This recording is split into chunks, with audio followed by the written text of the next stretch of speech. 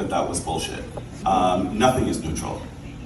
And I was like, I don't really agree with this, but okay. And once I knew that I was going to be designing cookbooks, I knew it was going to be through a cultural lens. And that meant that the process had to be cultural too.